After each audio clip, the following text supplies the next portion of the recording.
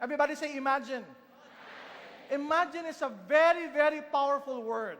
According to Albert Einstein, discoveries are 99% imagination and 1% success.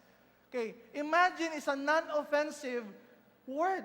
Hindi mo kagad nire-recruit yung tao, pinapa-imagine mo lang. Guys, for the next few seconds, imagine yung buhay mo 5 years ago. For the next few seconds, imagine yung sasakyan mo kung meron ka a few years ago. For the next few seconds, imagine your goals, imagine your dreams. Sumali ka sa AIM Global, imagine your goals. Imagine the things that it can bring to your life. Imagine the life that you can have. Imagine the life that your kids are gonna have. Imagine the life that you and your partner will be having if you have this power. 5 years from now, imagine your life. Nasaan ka na kaya? 5 years from now, gaano kalaki grupo mo, Luzon, Visayas, Mindanao? 5 years from now, nakarating na ba sa Nigeria grupo mo? 5 years from now, nakarating na ba ng UAE, ng Hawaii, ng Thailand, ng Vietnam, ng Asia ang grupo mo? Imagine is so powerful. If you will imagine daily, it will make your focus better. If you will imagine daily, it will make your vision clear. Mas maliwanag mong makikita yung mga pangarap mo. If you will imagine every day, your passion in this business will be so much more as compared today. So all you need to do at times is to imagine regularly. You visualize, you imagine things. Wala namang masama kung mag-i-imagine ka. Tama po ba? Can't you remember when you were still young? Ang sarap mag-imagine. Meron kang matchbox, 4, iba-iba kulay. Sabi mo, paglaki ko, 4 din na magiging sasakyan ko. Nangyayari po ba yun? Di ba? Paglaki mo, ay, mahirap lang pala kami, tricycle driver lang ako. And then you stop imagining things. That's the sad thing with us.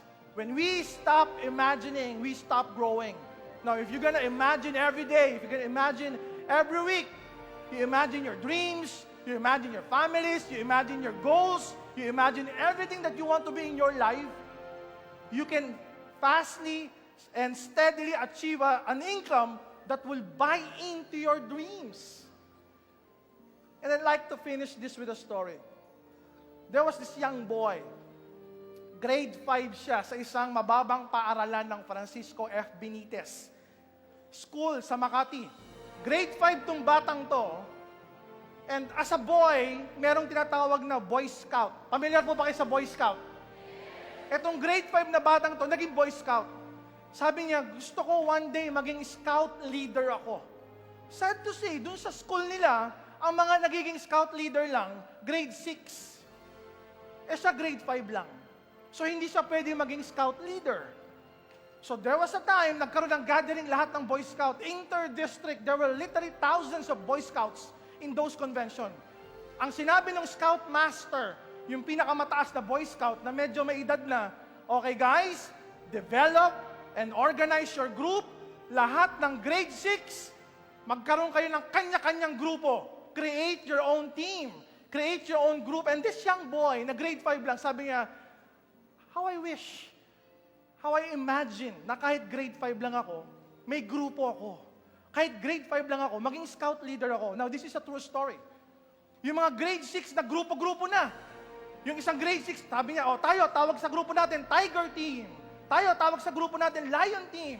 Tayo, tawag sa grupo natin, Dragon Team. Nagkaroon ng maraming grupo-grupo. Ngayon, itong grade 5, natira siya. Tapos may natira din ng mga ibang mga estudyante. Mga grade 3, grade 4, grade 5, yung mga 4 na taon na nag-grade 6. Ngayon, magkakahalo sila doon, nakatayo lang. Walang kumukuha sa kanila to be part of the group. Ngayon, sabi ng Scout Master, bakit wala kayong kagrupo? Sabi ng isa, Scout Master, wala pong kumukuha sa amin, ayaw yata nila sa amin.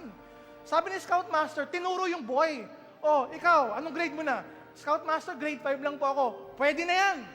After 1 year naman, mag-grade 6 ka na. Ikaw, ang siyang Scout leader, Scout Master ng grupo mo. Bahala ka. Gumawa kayo ng grupo, pangalanan mo yung grupo mo. Yung boy, after imagining all of these things, tuwang-tuwa siya sa wakas. Scout Master na ako, Scout leader na ako, pwede na akong bumuo ng grupo. Yung mga kagrupo niya, yun na nga, yung mga dapat high school, grade 4 pa rin. Tapos yung iba masyadong bata, grade 3, grade 4 lang. Sinabi, sige ako leader ha, ang pangalan ng grupo natin is Scorpio Team.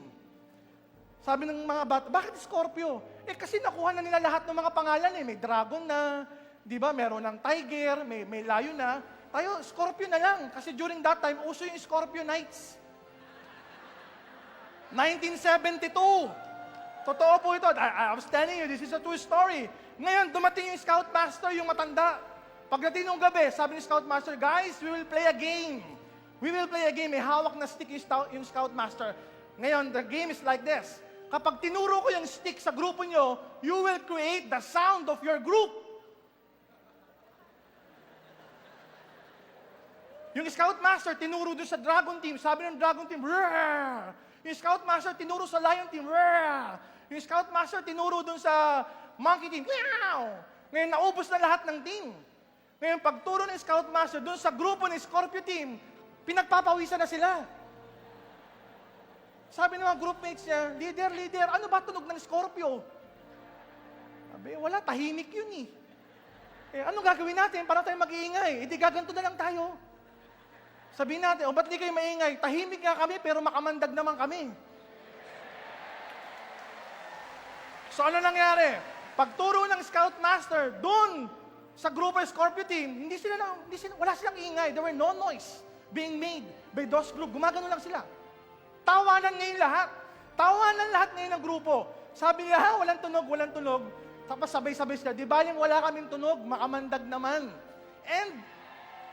And sadly, sabi ng Scoutmaster, yung matanda, ano ba naman klase yung grupo nyo? Ang dami-daming hayop na may tunog. Ba't kumuha kayo ng hayop na walang tunog?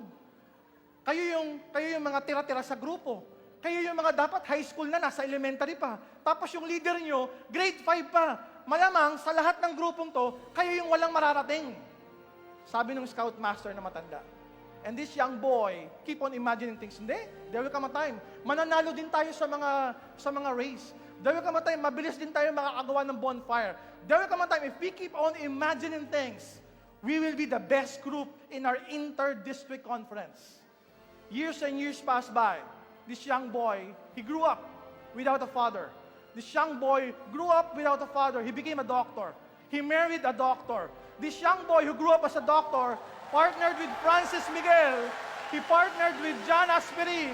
And this young boy created the largest and most powerful MLM organization in the Philippines. Yes! And soon, the MLM organization in Asia. And soon, the MLM organization in the world.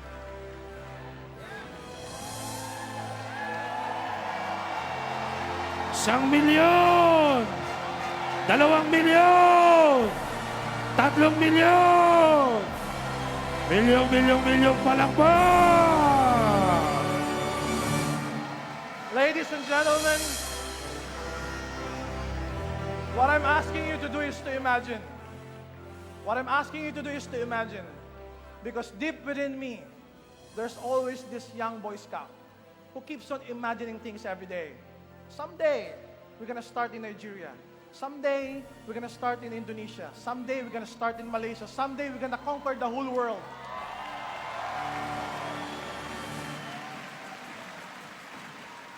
And we are accomplishing it step by step, day by day, week after week, month after month. My name is Doc Ed, and I'm a Boy Scout, and I'm telling you, imagine every day. Thank you very much. God bless our company. 1 milyon! 2 milyon! 3 Milyon palakpak! Milyong palakpak! Dr. Ed Cabando!